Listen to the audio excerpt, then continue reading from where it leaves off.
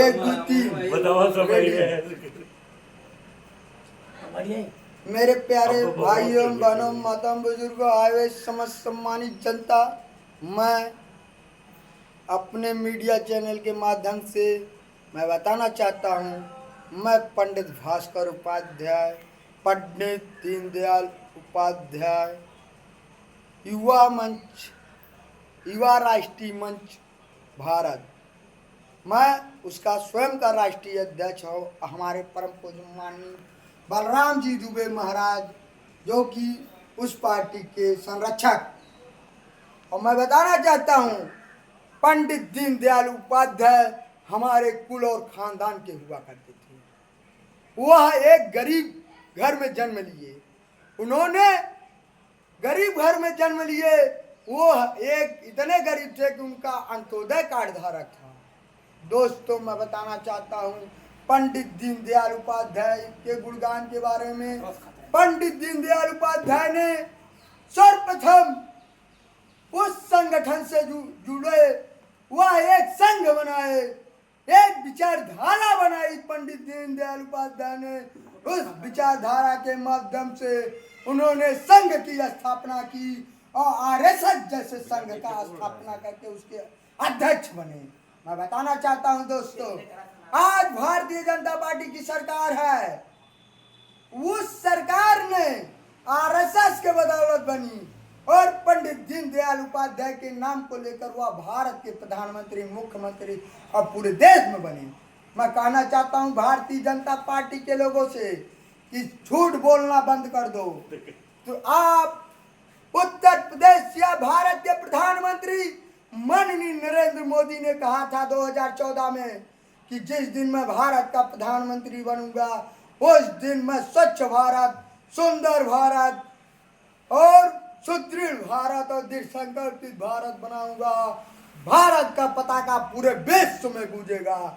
लेकिन मैं बताना चाहता हूं मोदी जी को और उत्तर प्रदेश के मुख्यमंत्री माननीय परम पूज्य योगी आदित्यनाथ जी महाराज को कि आप स्वच्छ भारत, सुंदर भारत, एक कदम स्वच्छता की ओर, ये अभियान आपका पूरे देश और प्रदेश और दुनिया में फैल रहा।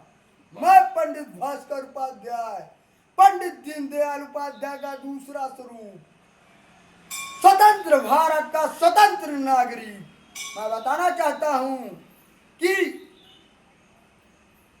मौके पर मेरा नाम पंडित भास्कर उपाध्याय, ग्राम उदयना, पोस्ट अरोड़ा, जिला आजमगढ़, उत्तर प्रदेश, भारत का मूल निवासी हूँ। मैं बताना चाहता हूँ मेरा पिता एक गरीब व्यक्ति थे और मैं भी अंत्योदय कार्ड धारक के जन्म हुआ। मेरी डेट ऑफ बर्थ 15/8/1998 है और जब भारतीय जनता पार्टी सत्ता में आई, सरकार में आई, तो अंत्योदय कार्ड धारक होने के नाते मेरा नाम अंत्योदय कार्ड धारक से निष्कासित कर दी। मैं भाजपा के लोगों से कहना चाहता हूं, अगर भाजपा के लोग मेरी आवाज को दबाएंगे, मेरे पूर्वज की आवाज को दबाएंगे, तो मुझे यह कभी बर्दाश्त नहीं होगा।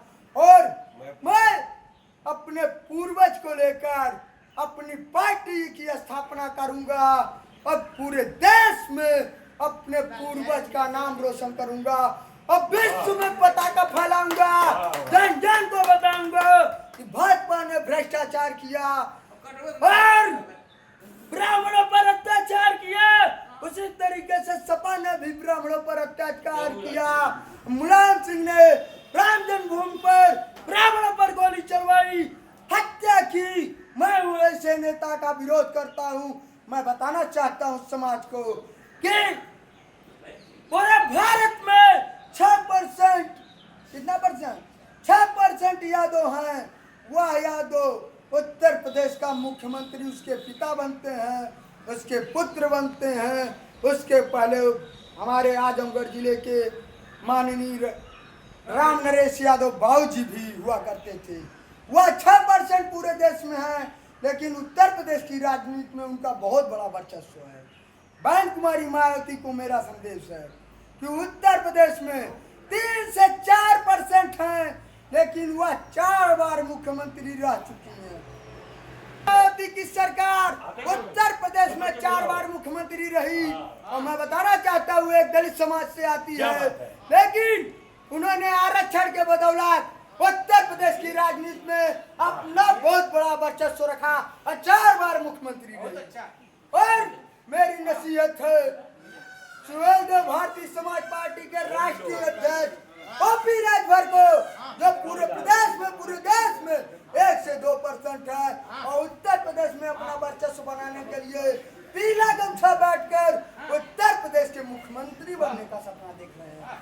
मैं अपने देश के ब्राह्मण भाइयों को कहना चाहता हूं कि जिस दिन आप पंडित दीनदयाल उपाध्याय राष्ट्रीय युवा मंच भारत के मंच पर आप एकत्रित होंगे, उस दिन आजमगढ़ क्या पूरे देश में हमारे देश में 29 राज्य केंद्र शासित प्रदेश है। मैं बताना चाहता हूँ उस दिन हर प्रदेश का मुख्यमंत्री ब्राह्मण होगा, उस दिन देश का प्रधान